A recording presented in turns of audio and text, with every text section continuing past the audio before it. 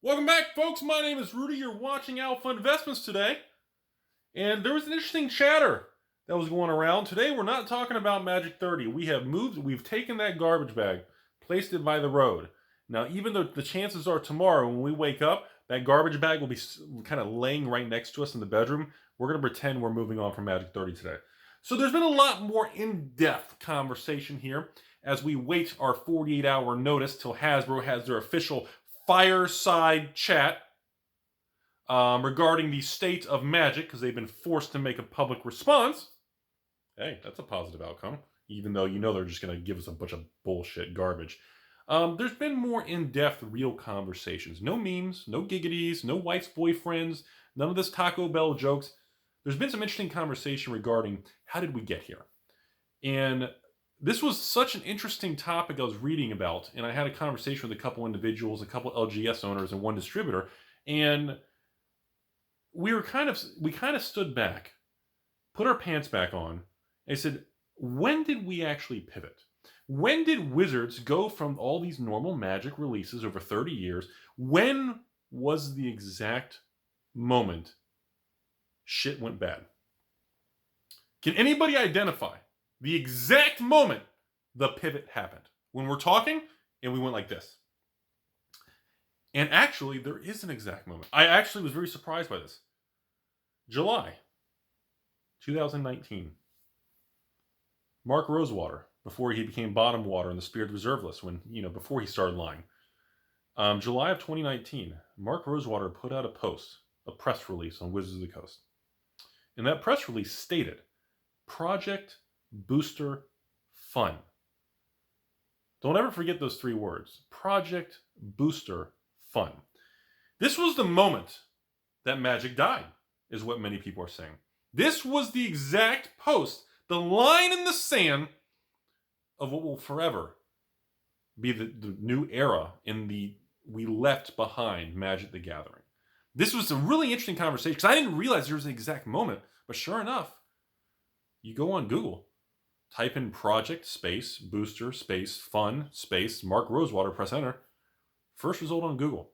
Press release, Wizards of the Coast, July 2019.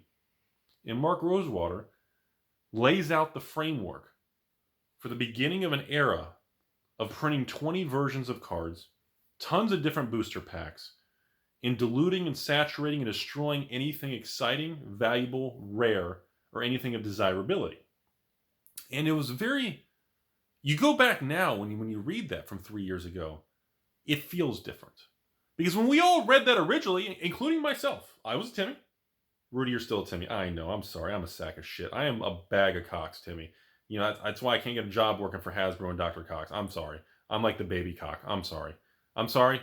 No memes. Back to the video. And I reread that article. And I sit there. I hold my left ball. And sorry, no jokes. And I reflect on how I feel about that. And it really hits differently. Because when I first read Project Booster Fun by Mark Bottomwater, I too was excited. The way he presented and the spin that he put on the ball was very attractive. It made me want the ball to come towards my face. He spun Project Booster Fun in a very provocative way. At the time, I had my defenses down and I welcomed Project Booster Fun like you all did. Now, looking back 3 years, I didn't know Project Booster Fun was laying the framework for 20 versions of cards, 50 to 100 secret layers a year, and the biggest overprinting, oversupply of Magic history. We didn't know. Nobody knew. Mark Rosewater knew because he works there. Internally, he was part of the engineering of designing more forms, styles of booster packs. And of course, he's not allowed to comment on it. He won't say anything. Everybody's going to ask him questions on what is the thing, the Tinder, the Tumblrs, is it Silk Road? Backpage. The thing where people ask him questions about, hey, Mark, I like your shirt. He says, oh, yeah, I went to Walgreens and they had great Sour Patch Kids. The fuck, that didn't make sense. That's the kind of questions they ask him. Nobody says, hey, Mark, How about that spirit of your ex? What happened? No one's going to, he won't respond to stuff like that because they're a corporation and they hide behind, well, invisible, large shields. So it's becoming a generally accepted consensus, ladies and gentlemen, that the world of magic officially tilted in July of 2019. But we didn't fully know it until, honestly, 2022. Because as with most things in life, you don't really know long-term side effects until you progress forward and we can all turn around and see the path that we laid. And is this the sole reason we are here today discussing these things and Magic 30th exists and Spirit of the Reserve List is fucking thrown out the window and, we won't reprint this, we won't, and I mean, it's to the point where it's like, I don't understand why they don't just put dual lands in a secret lair. I don't understand why they don't just fucking throw, one dual land per standard release, every release for the next 10 years. Like, I don't understand why they're just not doing that at this point. Fuck, you're just gonna put a different card back on it? Nobody cares. Hell, let me help you guys out. Hey, Wizards, here's a pro tip for you. Reprint the reserve list with the fake card backs and then use the Infinity stickers and put a fucking sticker over it. How about that? How about we put a sticker of the real card over the fake card? There's a loophole. Like, at this point, I don't see why they just don't do that. Why not? What is the downside? Wizards have proven that they can break the spear, do whatever they want. Nothing happens. Everybody gets upset, and sure, the stock tanks, and they lose billions of dollars and all that shit, and market cap and everything. But, none of that really matters. That's fairy dust, right? And, Jimmy Buffett, Warren Buffett's all, Happy Hands Club. Nobody cares. So why don't they just do that? At this point in time, the goal of Dr. Cox in the bag of board of directors is clearly to just literally take Wizards of the Coast and milk the fuck out of you until you're broke or until people vote with their wallet. And now, of course, they got to do a press release and all that to try to do damage control. And they're, we expect a lot of comments about, community, we're here for you, and we've heard your response, and you expect a bunch of, like we discussed this already. Expect a bunch of air hugs because they're going to come towards your face, and you're going to be uncomfortable when he touches you.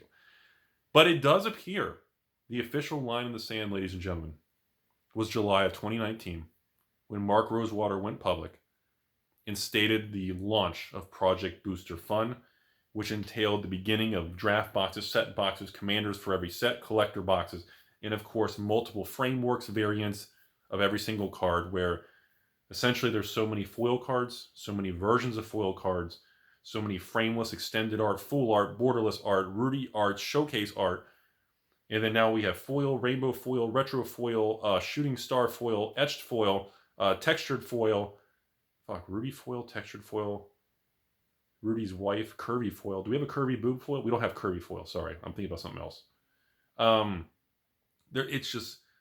It's so much. Everybody just lost caring. Nobody cares anymore. Stores stopped doing mass box openings.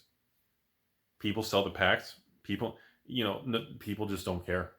Hell, I've seen buy lists nowadays in the last 6 months where the non-foil cards, the non-flashy versions, are worth more.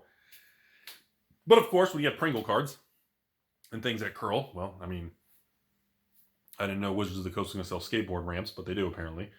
And I don't know what this means. And before we cut the video off here, because we're using a different filming phone today, so it's going to cut off at 10 minutes, and I'm going to go back down to the basement.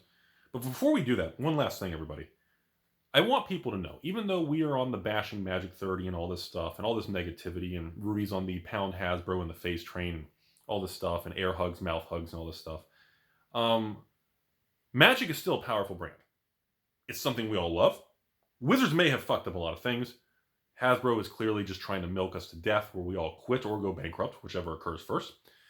But at the end of the day, there is one thing about corporations everyone needs to understand. They will change, and they will evolve again. And hopefully, because of the pushback and voting with our wallets, we actually get a positive shift. The next pivot is maybe in a more favorable direction, a responsible direction, and a direction that means longevity and long-term wealth for everybody. That's the thing we have to hope for and believe in for long-term Magic. Papa Hasbro, Dr. Cox, Board of Cox, all that stuff. Is that going to happen? The odds are probably yes. Is it going to be a smooth ride? The odds are the ride is probably going to be pretty bumpy. So we have to be ready. It's going to take time, and we got to be ready.